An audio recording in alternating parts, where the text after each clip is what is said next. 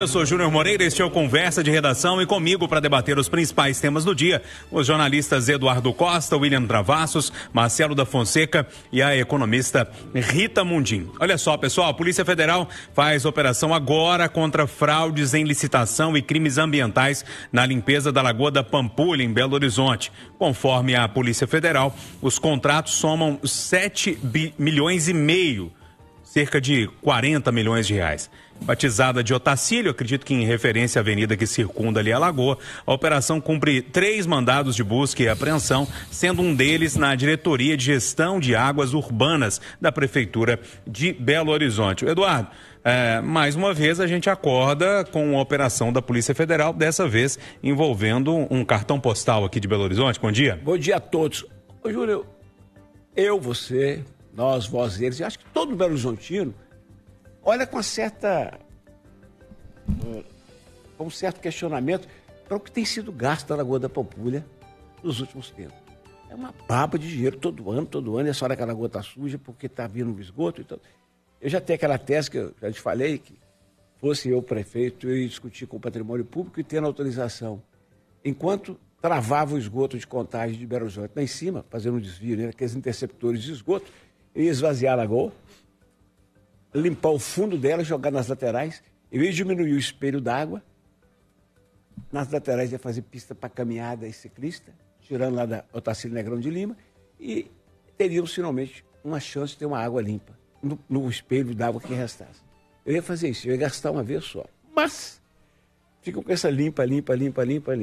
Você ia ser impeachmentado, viu? Desculpa te interromper, mas você ia ser impeachmentado. Eu ia discutir com o Ministério Público, ia conversar com os vereadores, vocês falaram assim, não pode fazer, não ia fazer. Não pode, não faço. É porque não pode reduzir o espelho d'água da Lagoa da Pampulha. Na CPI eles falaram muito essa questão que isso por ser um patrimônio, não poderia. Desculpa a interrupção, viu, mas Edu? Depende muito. Porque se eu reduzo na largura e aumento na profundidade, de repente eu compenso. Já deixei uma minhoca na sua cabeça. O negócio é conversar. Voltando à operação de hoje, Juninho, eu escrevi para o senhor aqui, eu não vou falar no ar, porque eu não tenho acesso às Você escreveu 2 nomes. 2 nomes. Tá. O primeiro nome aqui, funcionário da prefeitura, seguramente vai dar nele. E o outro era chefe, pode sobrar para o outro. Mas, enfim, isso tudo, gente, resulta de uma CPI. Um amigo meu lá de passatempo odeia a CPI, mas a CPI, quando ela não resolve, ela deixa ali uma faísca, onde a fumaça a fogo. No ano passado, foi concluído um relatório de 675 páginas da CPI da Lagoa da Pampulha na Câmara Municipal. 675. E o Braulio Laura, o principal ator, mandou para o Ministério Público Federal. Eu falei, Braulio, por quê? Ele falou, primeiro, porque é uma lagoa tombada, patrimônio da humanidade. Segundo, que desses convênios tem muita verba federal. Então, o que eu acredito, senhor Júnior, é que o Ministério Público Federal deu uma espiada e falou, aqui tem, passou para a Polícia Federal e a bomba está estourando hoje. E aí, Marcelo da Fonseca, bom dia para você. A Polícia Federal batendo na porta da Prefeitura logo cedo. Bom dia, Júnior. Bom dia, amigos de conversa. Bom dia a todos os ouvintes. Então, eu tô com o Eduardo nessa aí. Eu acho que a CPI, ela trouxe muita coisa à tona, né? Eu acompanhei durante esses 3 anos a CPI na Câmara Municipal sobre a Lagoa da Pampulha, e aí foram surgindo muitas denúncias. Foram surgindo denúncias de contratos fraudulentos, de empresas que foram contratadas e não prestaram um serviço de limpeza, só que a CPI foi incompetente em conseguir provar tudo que surgiu. A impressão que eu tive quando acompanhei a CPI, e aí o relatório final, né, do vereador Braulio Lara, é que levantou muitas coisas, muitas denúncias, muitas possibilidades, só que não conseguiu, né, depois de todos os depoimentos, depois de todas as investigações, realmente mirar em alguém e falar quem foi culpado por aquilo, quem cometeu aquela irregularidade. A gente lembra que ano passado foi o ano de eleição municipal, né? Então também teve muita questão política que acabou contaminando a CPI, né, nos últimos anos. Então isso tudo talvez atrapalhou o resultado final da CPI. Agora, é inegável, e aí eu tô com o Eduardo nessa, né, porque o Júnior critica muito a CPI muitas vezes, só que muitas vezes a CPI, mesmo não conseguindo comprovar alguma coisa, ela levanta algumas denúncias que podem, né, ela puxa o fio do novelo de lã. E aí a gente pode ir desdobrando, vendo o que vai acontecer. Então, que bom que a Câmara fez essas CPIs, investigou. Se essa operação conseguir comprovar A Polícia Federal deve ter mais ferramentas do que os vereadores, né, para investigar.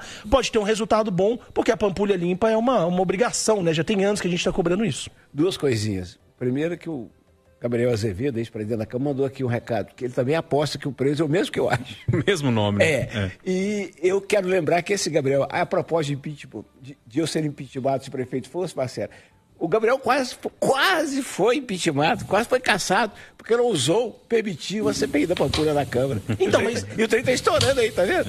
Mas uma das questões que foi muito discutida nessa CPI é que o que aconteceu? Houve uma redução do espelho d'água na Pampulha. Sim. Onde tem o parque ecológico, antigamente, ali era tudo água. Quando compararam as fotos antigas da Pampulha com as fotos recentes, e aí isso foi usado como uma forma de atacar a prefeitura. As prefeituras passadas permitiram que o espelho d'água da Pampulha, que é tombar um patrimônio, não reduzisse. E isso foi usado como argumento até para derrubar um prefeito. E aí, Rita Mundim, bom dia para você. A operação da Polícia Federal está mirando aí essa questão da limpeza da Lagoa da Pampulha, que a gente fala tanto aqui no Conversa, né? Sempre meio estranho, sempre nunca termina, sempre continua. Bom dia. Bom dia, Júnior. Antes de mais nada, eu queria aproveitar para parabenizar o Gabriel, que fez um trabalho muito forte quando ele esteve aí à frente da Câmara Municipal. E eu também sou totalmente a favor de CPI. Por quê? O Brasil tem um problema estrutural. E esse problema estrutural passa por política, dinheiro. Política, dinheiro e sempre acaba em polícia. Então, a CPI levantou a bola para que a polícia juntasse os pontinhos. Mas o problema estrutural do Brasil é essa junção de política e o uso da política para corromper e ser corrompido com o uso do poder que a política dá, tanto para o executivo quanto para o legislativo, e acaba nisso. O brasileiro paga uma obra 100 vezes, o brasileiro paga uma estrada 200 vezes, uma ponte 400 e aí vai. Então, nós temos que combater essa indecência que é esse binômio política-dinheiro, aliás, trinômio, né? Política, dinheiro e polícia. Então, menos polícia e mais ação de políticas públicas.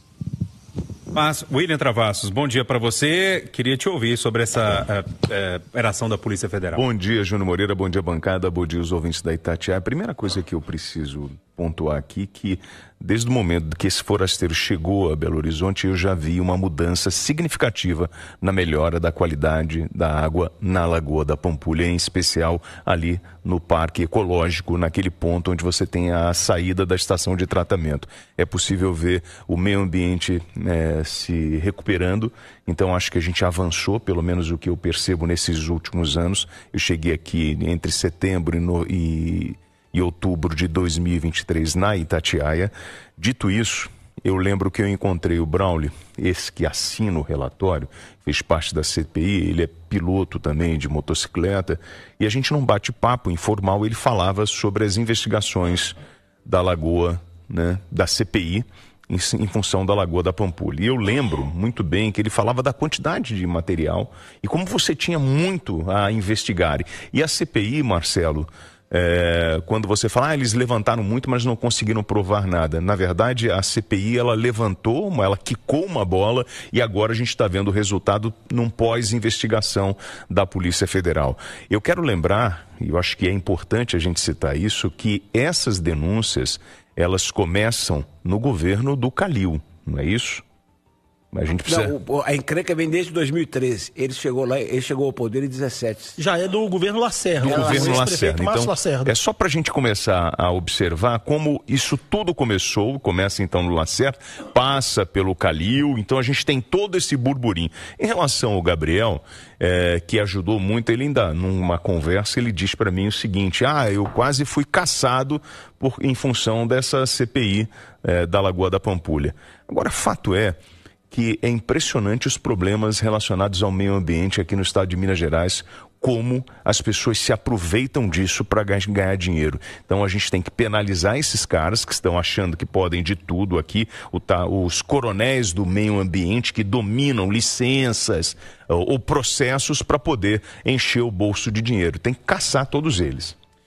Olha só, pessoal, é lógico que esse assunto ainda vai desdobrar, a gente precisa entender quais pessoas foram presas, como é que isso tudo vai desenrolar ao longo do dia, e a qualquer momento a gente pode voltar com mais informações sobre essa operação da Polícia Federal nas ruas, para você que está ligando o rádio agora, em Belo Horizonte, inclusive cumprindo mandados aqui na capital mineira por causa de contratos de licitação da limpeza da Lagoa da Pampulha. Olha só, o presidente Lula abre hoje a Assembleia Geral das Nações Unidas em Nova York.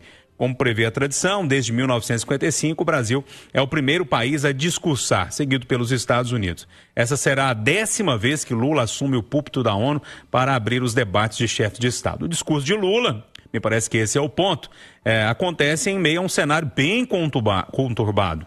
Na segunda-feira, a Casa Branca anunciou a revogação de vistos da esposa e dos filhos do ministro Alexandre de Moraes, do Supremo Tribunal Federal, além de restrições contra o advogado-geral da União, Jorge Messias, e outras 5 pessoas. As medidas foram tomadas no âmbito da Lei Magnitsky e representam uma retaliação à condenação do ex-presidente Jair Bolsonaro, decisão que desagradou o governo de Donald Trump. Eduardo, Lula vai falar, expectativa para saber se ele vai mandar algum recado para Donald Trump, como é que vai ser isso, se vai esticar a corda, não vai esticar a corda, em meio a essas confusões todas que envolvem a quebra de vistos e por aí vai. Ô, Júnior, como eu gostaria de ser conselheiro do Lula hoje para dizer, presidente, eu não sei quem é o seu redator oficial, mas, por favor, dessa vez o substitua. Escolha o melhor diplomata, o diplomata do Itamaraty que tem o melhor texto para ele fazer esse discurso. Para que o senhor bata assim nas questões que o senhor considera importantes, né? Israel, Hamas, Putin, Ucrânia, todas as questões. E não deixa a Janja revisar, não. Não deixa a Janja meter o dedo, não. E fala das terras áridas, fala de tudo. Dá uma pancadinha, que o mundo não pode caminhar para um império só, mas fala tudo com muita elegância. Ou seja, menos PT hoje e mais FHC. FHC. De todos os presidentes que eu conheci, não à toa que ele é sociólogo, né? E a esposa também era. O mais qualificado para um discurso hoje seria o FHC, para poder não dar margem ao Trump vir com a ira dele. Eu vi um negócio ontem, Júnior, que eu não sei se é fake news, porque a gente tem que tomar cuidado com o que vê na internet, inteligência artificial e tal. Mas ele teria dito, Marcelo, lá no velório do cara lá do domingo, ele teria dito que o cara era gente muito boa e que ele não odiava os adversários, ao contrário, disse o Trump, ao contrário de mim, que eu odeio meus... Ele falou isso. Esse é o cara que virá logo depois do Lula. Então, para o Lula não esticar mais a corda, deixar o Trump brigar com outros povos, fazer uma coisa mas bem cuidadosa hoje, para não cutucar o leão com a vara curta. E aí, William Travassos, hoje o Lula abre mais uma vez a Assembleia Geral da ONU. Eu acho que o Eduardo, eu posso estar enganado, Edu, mas eu acho que a gente não vai encontrar esse Lula manso, não. A gente vai encontrar o Lulinha socialista, vai bater lá soberania nacional, defesa da democracia, multilateralismo, é crítica ao protecionalismo, taxações, reforma da ONU, COP30. E assim, vamos falar a verdade, qual é o lugar de resolver os problemas no mundo? Para mediar, você vai ter a ONU, é o lugar, é o plenário para isso.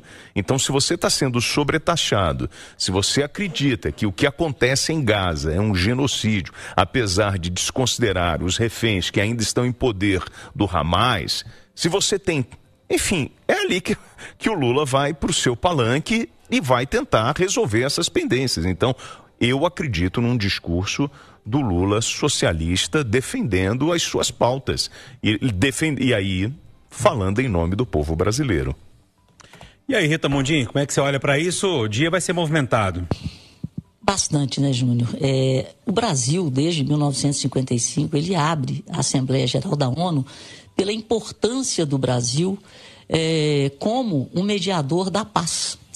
Então, hoje nós vamos ter o Lula, que ontem voltou a falar que o Trump é o imperador do mundo, e eu só rezo para que o Lula não se coloque como o imperador do BRICS e defenda, junto com esse pacote de porta-voz, imperador dos BRICS, ele defenda o multilateralismo ao lado de governos ditatoriais, ao lado de governos, né, como a China, como a Rússia, que está em guerra com a Ucrânia, como a Coreia do Norte. Então, no dia da vitória, na comemoração do dia da vitória da Rússia e na comemoração do dia da vitória lá na China, o Brasil estava presente, fez questão de estar presente, bem representado.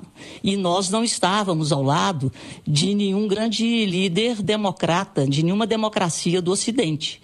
Então, se o Lula, mais uma vez, se portar como porta-voz do BRICS, da moeda para, em nome do multilateralismo, combater o dólar como moeda do comércio internacional, em nome do multilateralismo, defender a China, a Rússia, o Irã, a Coreia do Norte, quer dizer, se alinhar para o lado desses países, eu acredito que as cenas do próximo capítulo serão ainda mais fortes no que diz respeito à reação dos Estados Unidos a um discurso mais socialista, a um discurso do capitalismo de Estado, né, que é o que se pratica hoje na China, e não da economia de mercado. Então, vamos ver, vamos aguardar. E aí, Marcelo da Fonseca, Lula vai falar, tem toda essa confusão que envolve Alexandre de Moraes, agora a esposa do Alexandre de Moraes também? Eu fico preocupado, né? Eu também acho que o discurso do Lula pode ter um impacto grande. Eu quero abrir só um parênteses para discordar do WT, porque defender a soberania não é adotar um discurso socialista, não. Acho que defender a soberania é dever independente se for um presidente de esquerda. E nem precisa ser agressivo. Um presidente de direita. É importante que o Lula, né, defenda a soberania do Brasil a partir do momento que ele tem se colocado nesse ponto. Agora, já que a gente falou muito do Lula, eu queria falar mais do ministro Alexandre de Moraes. Eu acho que esse tema é muito importante também. Fui ler a resposta dele, né, depois que a esposa dele foi sancionada ontem por decisão do presidente Trump, e ele falou que é uma decisão ilegal, uma decisão lamentável, houve uma reação muito grande. E aí eu fui recuperar alguns casos dos últimos 3 anos. O Alexandre de Moraes sancionou a esposa do deputado Eduardo Bolsonaro, Heloísa Wolff, bloqueou as contas dela. Ela não é nem investigada no inquérito. O Alexandre de Moraes fez uma ameaça ao Mauro Cid durante o depoimento dele, a esposa do Mauro Cid e a filha do Mauro Cid. Nenhuma das duas são sequer investigadas no inquérito. E ele falou que elas poderiam ser punidas, né, poderiam ser afetadas se ele falasse mentira, na abertura do depoimento. O Alexandre de Moraes autorizou uma operação na casa da filha do Oswaldo Eustáquio, um blogueiro bolsonarista, radical, mas o Alexandre de Moraes autorizou. A filha do Oswaldo Eustáquio não tinha nenhuma relação, né? Ele acusou ela de estar usando as redes sociais para ajudar o pai a fazer uma campanha. Então, o Alexandre de Moraes pratica o que ele critica agora. Ele tá muito raivoso com essa decisão do Trump, mas ele faz exatamente isso. Ele fez isso em 3 casos recentes que eu posso citar. E aí, quando ele critica também que uma empresa da família dele, né, a empresa Lex Consultoria, não sei exatamente o que essa empresa faz, mas quando ele diz que essa empresa também foi alvo de forma ilegal, poxa, esse é o mesmo Alexandre de Moraes que mandou bloquear as contas da Starlink. Uma empresa que tem o Elon Musk como sócio, né, e tem vários outros sócios, só que o Alexandre de Moraes se sentiu no direito de incluir uma empresa que nada tinha a ver com o caso do Twitter, né, do X, do Elon Musk, e um caso que não tinha nada a ver. Então, tudo que o Alexandre de Moraes está criticando ontem, de ter sido alvo da Lei Magnitsky, de ter a esposa, né, sancionada, ele fez várias vezes. Então, é muito triste para o Supremo viver isso, ter esse tipo de sanção. Eu acho que é uma página muito lamentável na história do Brasil.